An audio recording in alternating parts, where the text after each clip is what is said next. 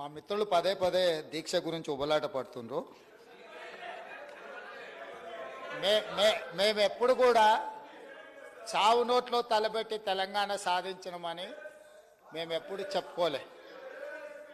24 గంటలు తిరగకంటే ముందే నిమ్మకాయ రసం దాగి మేము నిమ్స్ హాస్పిటల్లో ఎక్కించుకొని మేము ఎప్పుడు దీక్షలు చేసి చావు నోట్లో తలబెట్టినమని అబద్ధాలు చెప్పలే.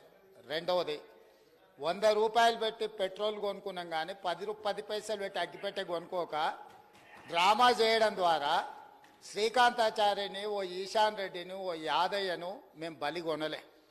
మేము ఎవరి శవాల ప్రాతిపదికనో ఎవరి ప్రాణాల ప్రాతిపదికనో మేము అధికారంలోకి రావాలని కోరుకోలేదు. కోల్పోయిన అధికారాన్ని మళ్ళీ ఇతర ప్రాణాలను బలిచ్చి కుర్చీలో కూర్చోవాలని అనుకోవడం లేదు. అయితే తెలంగాణ రాష్ట్ర విశాల ప్రయోజనాల దృష్ట్యా అక్కడ కల్వకుంట్ల తారక రామారావు గారు, ఇక్కడ తన్నీర్ హరీష్ రావు గారు దీక్ష గురించి ప్రతిపాదించారు. తప్పకుండా జంతర్ మంతర్లో చంద్రశేఖరరావు గారిని రమ్మనుండ్రి. చంద్రశేఖరరావు గారు, నేను ప్రతిపక్ష నాయకుడిగా చంద్రశేఖరరావు గారు, సభాపక్ష నాయకుడిగా నేను తెలంగాణకు నిధులు తెచ్చుడో అవసరమైతే సచ్చుడో తేలుద్దాం. మేం సిద్ధం. తారీఖు పెట్టండి, చంద్రశేఖరరావుని తీసుకొని రండి.